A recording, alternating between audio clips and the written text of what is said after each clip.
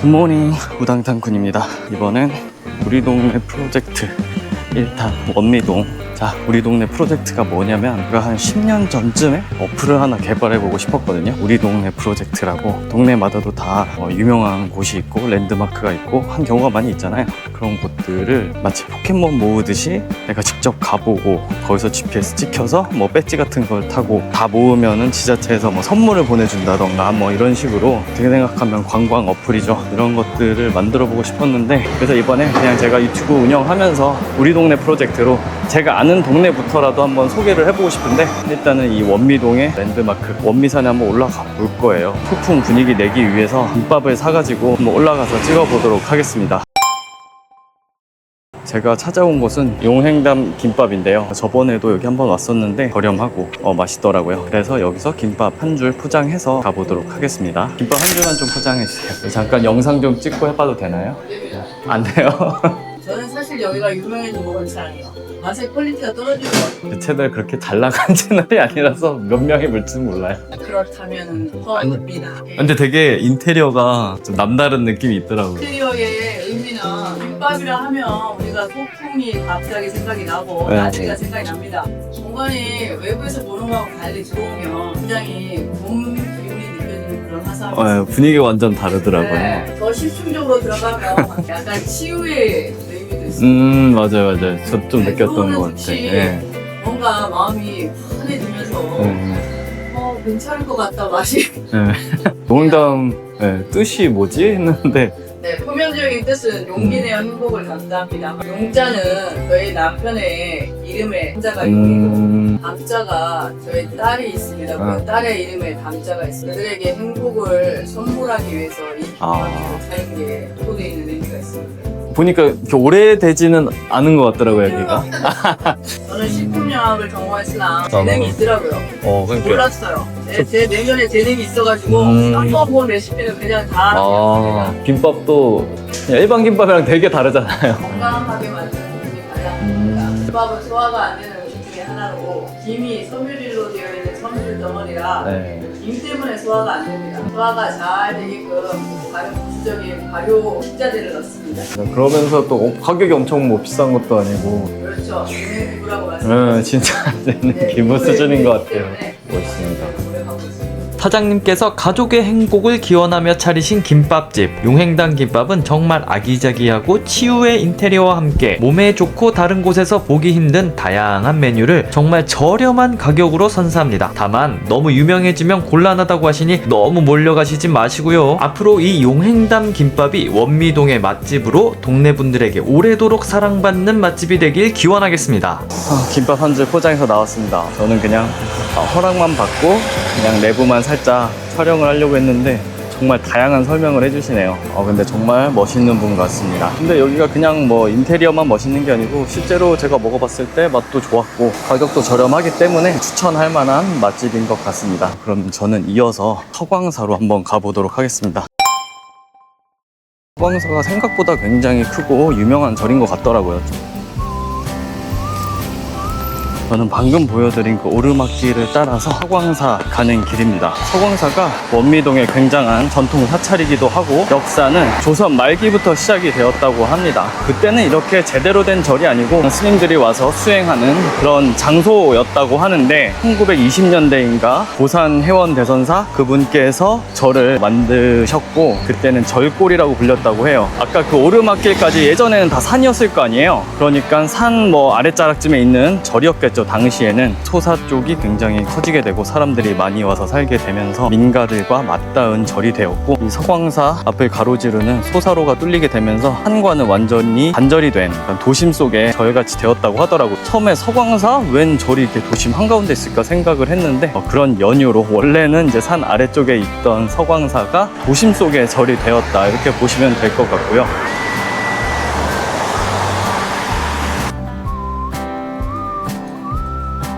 내부는 대략 이렇게 생겼습니다.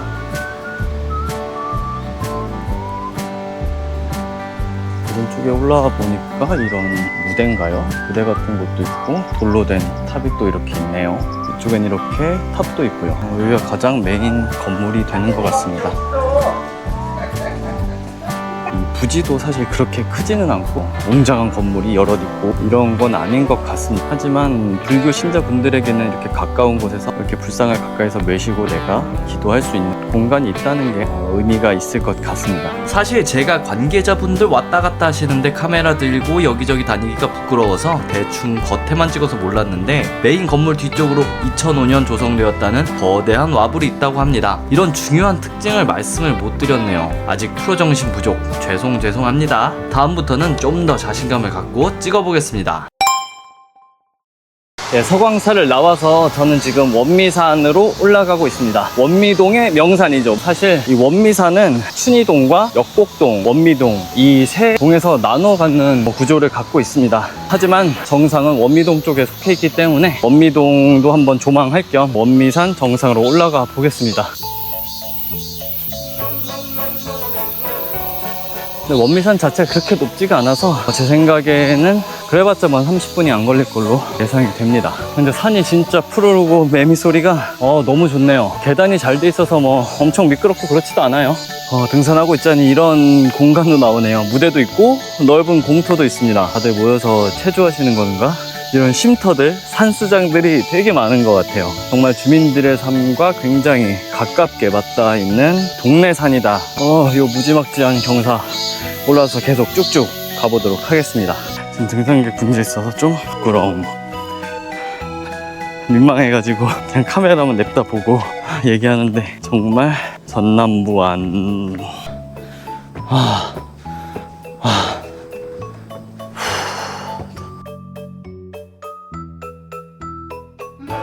20분 정도 걸렸는데 20분 만에 약간 노화가 많이 일어난 용행당 김밥 한번 보여드릴게요. 일반적인 김밥 같지만 속이 굉장히 특이하고 튼실합니다.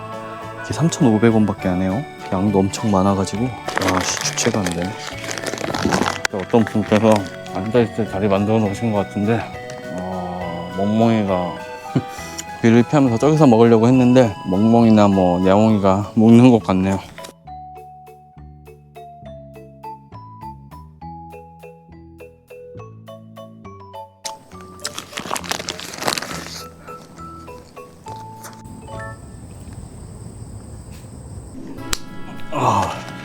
다 먹고 나니까 목마르네요. 멍멍이 집에 이렇게 생수가 있긴 한데 인간의 존엄성은 지켜야겠죠. 참고 얼른 내려가서 물 한 병 사 먹어야겠습니다. 내려가기 전에 추억의 정상석에서 사진 한번 찍고. 바람이 좀 시원하게 불고 하니까 좀 낫네요. 아까는 올라오느라 너무 힘들어가지고 지금 아주 좋습니다. 이 컨디션 그대로 한번 내려가 보도록 하겠습니다. 추억의 훌라후프도 그대로 있고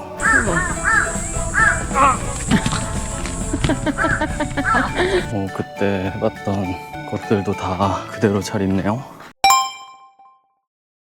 이제 원미산 하산, 이제 여기가 원미공원입니다. 원미공원 옆에 이제 도서관도 있는 거고 제가 지금 잠깐 들러본 현충탑도 있는 건데요. 현충탑은 93년도에 시민들의 뜻을 모아 건립하였다고 합니다. 여기가 토 일요일에는 참배가 불가하다고 합니다. 주말에 좀 시민들이 많이 와서 참배도 하고 해야 될 것 같은데 뭔가 이유가 있겠죠? 공원이 잘 꾸며져 있어서 시민들이 찾아오기 참 좋은데 근데 왜 주말에 안 여는 걸까요? 계단이 엄청 많긴 하지만 그래도 한번 올라가 보고 싶었는데 아쉽습니다. 바로 옆에는 시립도서관이 있습니다. 여기가 이제 부천에서 가장 메인이 되는 도서관이라고 할 수가 있어요. 그러니까 94년인가 개관을 해서 굉장히 오래된 부천의 도서관인데 한 2020년쯤 리모델링해서 지금은 아주 쾌적하고 시설도 잘 되어 있으니까 책 읽으러 오시거나 공부하러 오셔도 정말 좋을 것 같습니다. 여기도 계단 엄청 많이 올라가야 되는데 굉장하죠? 이 아래 굴다리로 이어지는 길을 통해서 원미동 주택가 쪽으로 갈 수가 있는데요. 이렇게 푸릇푸릇한 산책길이 나옵니다. 너무 이쁘게 잘 꾸며져 있고요. 도서관 길을 내려와서 공업지구에 진입을 했습니다. 원미동이 원미 1동, 2동으로 원래 이렇게 나눠져 있거든요. 원미 1동 쪽은 굉장히 많이 있는 공업지역을 많이 끼고 있고 아무래도 원미 2동 쪽이 1호선 쪽에도 가깝고 주택가도 훨씬 많이 밀집되어 있는 모습을 보여주고 있습니다. 옛날에 부천이 공업의 중심이 되었을 때 굉장히 번성했던 동네였겠죠. 하지만 지금은 공장들은 많이 사라진 것 같고요. 이렇게 공업 지역에도 지을 수 있는 아마 오피스텔 이런 것들이 여기저기 많이 생긴 것 같습니다. 이 호미마루에 도착을 했습니다. 이 호미마루는 저렴한 가격으로 뭐 칼국수, 칼제비, 수제비 먹을 수 있는 식당인데요. 아쉽게도 오늘 일요일이라 문을 닫았어요. 알고 온 거고요. 제가 폐쇄 요정이라서 오늘 문 닫은 거 아닙니다. 좋은 건지 나쁜 건지는 잘 모르겠는데 거지맵에도 소개가 되어 있을 정도더라고요. 일단 길을 따라서 쭉 가보도록 하겠습니다. 이 길이 원미동의 공업지역과 원미동의 주택지역을 나누는 조마루로라고 하는 곳인데요. 여러분들 조마루 하면 조마루 감자탕 다들 생각하시잖아요. 저도 몰랐을 때는 조마루 감자탕의 위상이 도대체 어느 정도길래 부천에 이런 조마루로라는 것도 있고 참 대단한가 보다 라고 생각을 했는데, 알고 보니까 조마루 감자탕 본점이 조마루로를 끼고 있고 그렇기 때문에 조마루 감자탕이라고 이름을 지었던 것이더라고요. 왜 조마루냐? 조라는 곡식이 많이 생산되는 그런 곳이었다. 왜냐면 예전엔 여기가 다 바치고 했으니까 그랬다는 썰도 있고, 조씨가 굉장히 많이 사는 동네여서 조마루라고 했다라고도 하더라고요. 근데 깜짝 놀란 게, 저도 조씨잖아요. 보통 뭐 풍양조씨, 한양조씨 이런 메이저한 조씨들이 많은데 여기가 바로 창녕조씨 집성촌이 있었다고 하더라고요. 지금은 당연히 없어졌겠지만 조씨들이 많이 살아서 이곳을 조마루라고 불렀다고 합니다. 하지만 이 조마루 감자탕은 길 건너 차이로 원미동이 아니고 춘희동입니다. 바로 그 조마루 감자탕 본점 길 건너편에 청기와 뼈다귀 해장국이라는 곳이 있어요. 조마루 감자탕 같은 경우에는 체인을 전국적으로 내면서 굉장히 커진 프랜차이즈가 됐잖아요. 청기와 뼈다귀 해장국은 부천 사람들한테는 굉장히 유명한 동네 식당입니다. 부천에만 한 4-5군데, 그리고 인천에 한 2군데 있는 것으로 알려져 있습니다. 예전에 제가 분당 살 때도 서울 감자탕 같은 경우가 약간 그렇잖아요. 분당에만 지점이 몇 개 있는 그런 식당이라고 생각을 하시면 될 것 같고, 그리고 여기가 아주 유명한 원미동의 유명 맛집 복성원의 옛 자리인데요. 지금은 다른 곳으로 확장 이전한 것으로 알고 있습니다. 원미동이 낳은 최고의 맛집 복성원이죠. 아까 이전하기 전 위치는 제가 설명드렸는데 이 위치로 이전을 했습니다. 영업시간이 딱 5시간입니다. 5시간. 배가 고프다기보다 목이 엄청 말랐는데 시원합니다. 물은 천천히 뼈해장국 먹고 남은 원미동 투어 해볼게요. 맛있게 드십시오. 예, 감사합니다. 진짜 뼈가 엄청 실하네요. 길 하나를 사이에 둔 조마루 감자탕과의 신경전인지 모르겠지만 여기는 메뉴에 감자탕이 없고 대신 뼈전골이 있습니다. 다들 감자탕이라 하든 말든 난 뼈전골이라고 팔겠다 하는 굳은 의지가 마음에 듭니다. 정말 부드러운 고기가 많이 붙어있는 뼈가 가득한 뼈 해장국이었습니다. 뼈다귀 해장국 다 먹었습니다. 여기가 이제 원미구청이죠. 부천에 이제 구가 사라졌던 거 아시나요? 부천에 원미구, 소사구, 오정구 3개가 구가 있었는데 구를 없애기로 했었나 봐요. 구를 없애고 부천시 원미동, 부천시 역곡동 이런 식으로 했었는데 여기를 그때 당시 이제 구가 없었으니까 구청을 어울마당이라고 해가지고 공공 건물처럼 어떻게 썼나 봐요. 그런데 구가 작년인가부터 다시 생기면서 구청이 다시 되었고요. 자, 쌀데기 없는 짓이죠. 이랬다 저랬다 정말 얼마나 많은 행정 비용이 낭비가 되는지 모르겠습니다. 어쨌든 이 원미동이 유명한 이유가 원미동 사람들이란 소설 때문이잖아요. 그래서 그것을 기념하기 위해서 구청 한켠에 원미동 사람들 주인공을 동상으로 만들어 놓기도 하고, 이렇게 소설의 한 구절을 이어가지고 조형물을 만들어 놓기도 했습니다. 작은 공간이긴 하지만 이 원미동 사람들의 거리 맞은편에는 이렇게 부천 만화창작 스튜디오가 있습니다. 하지만 이 부천 만화창작 스튜디오는 2025년 8월 31일부로 이관이 되었고, 그 이전에는 이 건물이 여러 만화 작가 분들께서 사무실로 시에서 지원을 했던 것으로 보입니다. 원래 저곳이 도당동에 현재 이제 북부도서관이 있는 자리에 있었다고 해요. 근데 일로 옮겨왔던 건데 여기서도 한 20년 있다가 이제는 또 이렇게 사라진 것 같습니다. 골목길인데요. 아마 이런 건물들이 7, 80년대에 붙어있던 건물이 아니었을까요? 원미동 찾아오시는 분들이 보통 이 거리를 되게 많이 찍으시더라고요.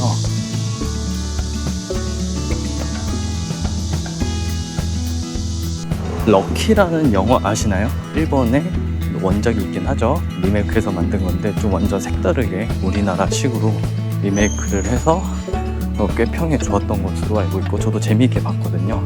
그 영화의 그 배경이 이 원미동에서 촬영이 되었습니다. 바로 이 원미상가 아파트인데요. 뭐 그렇게 좋은 이미지로 나온 건 아니고 가난한 그런 아파트 느낌으로 촬영이 되었었던 것 같기는 해요. 근데 진짜 제가 어릴 때 봤던 그런 아파트보다도 훨씬 구조 자체가 오래된 느낌이고요.